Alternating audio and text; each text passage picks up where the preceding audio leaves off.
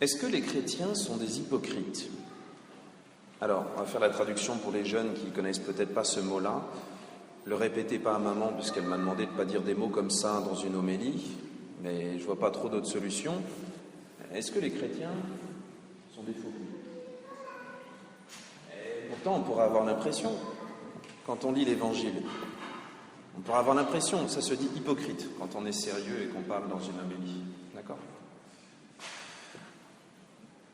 Quand on voit ce qui est raconté dans tout l'Évangile, et puis même dans les autres lectures, on voit que Dieu nous donne des commandements.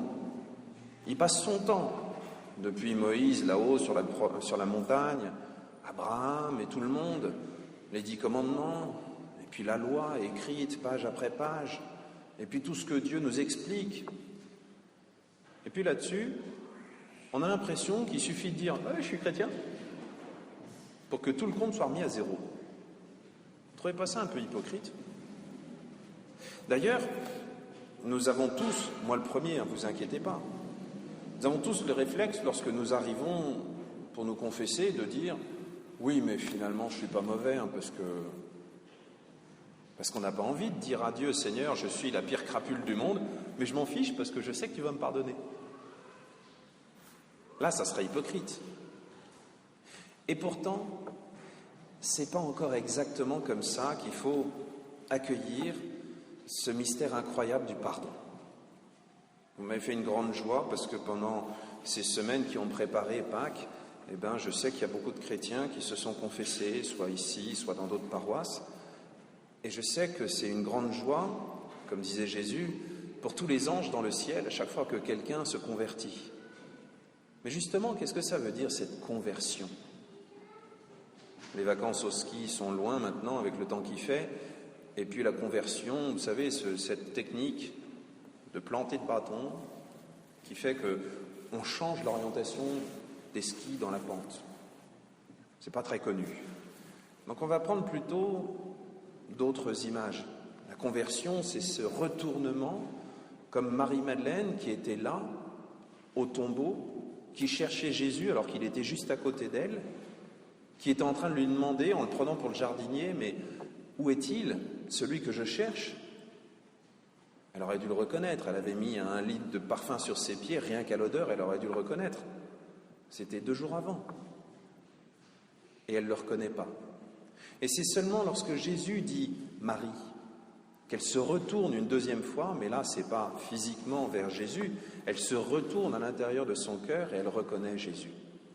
C'est ça la conversion à laquelle nous sommes invités. Nous retourner dans le cœur vers Jésus. Pas parce qu'on est loin de lui, mais parce qu'on ne le reconnaît pas.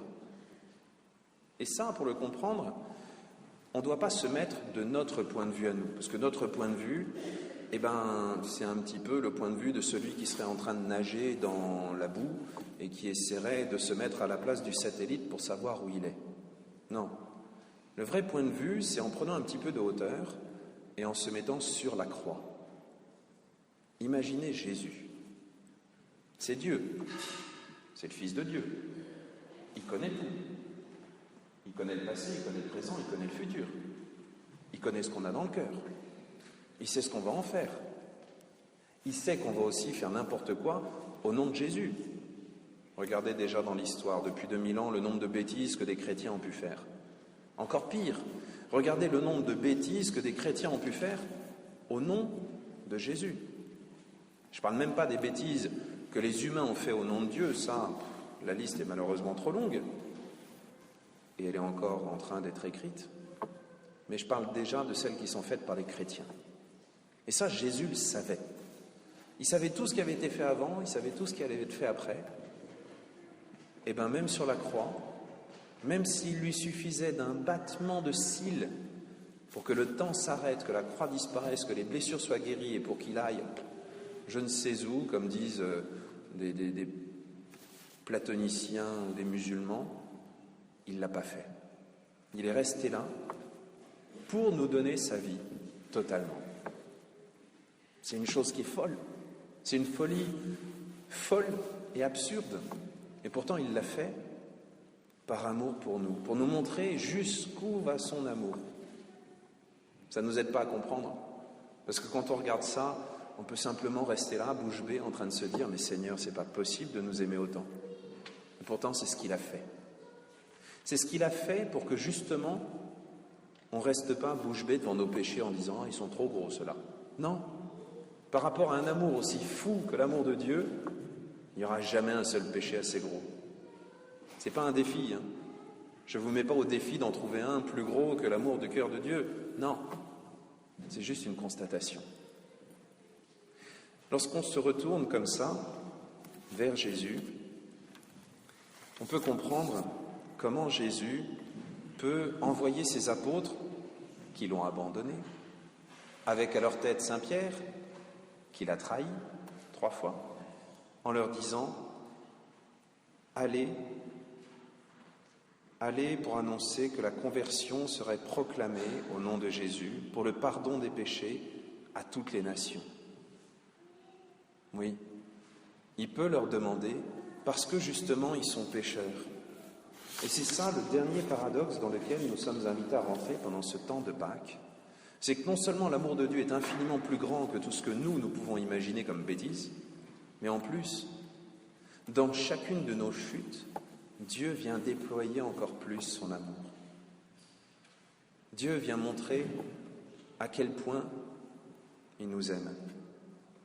Vous savez, si Adam et Ève ne s'étaient pas amusés à désobéir à Dieu, le catéchisme serait très simple à expliquer. Qui nous a créés? Dieu. Pourquoi? Pour qu'on soit heureux. Bien. Fin du catéchisme.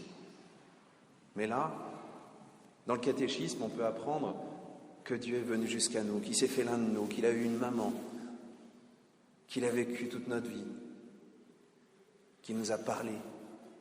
Il est là à côté de nous. Et c'est ça qui est fantastique. C'est justement quand on reconnaît qu'on n'est pas Dieu, quand on reconnaît qu'on a besoin de lever les yeux, quand on reconnaît qu'on a besoin d'aide, c'est là qu'il peut faire quelque chose pour nous. Alors aujourd'hui, essayons de demander ça à Dieu.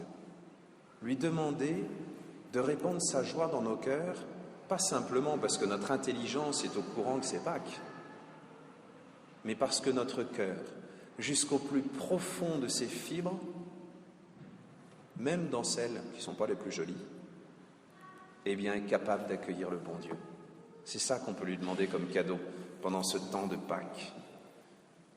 Oui, au-delà de toutes les excuses, comme dans la première lecture, ils étaient dans l'ignorance, au-delà de ce que nous connaissons des commandements et de ce qu'on a compris et de ce qu'on a pu faire ou pas, au-delà de tout ce qui est raisonnable, Dieu nous aime infiniment et est venu pour le pardon des péchés, pour notre conversion. Oui, pendant ce temps de Pâques, laissons Dieu nous appeler par notre nom, laissons-le tourner notre cœur, osons nous retourner vers lui et comme Marie-Madeleine, comme Thomas, dire simplement « Mon Seigneur et mon Dieu, merci de m'aimer tellement, merci de me donner cette paix. » Amen.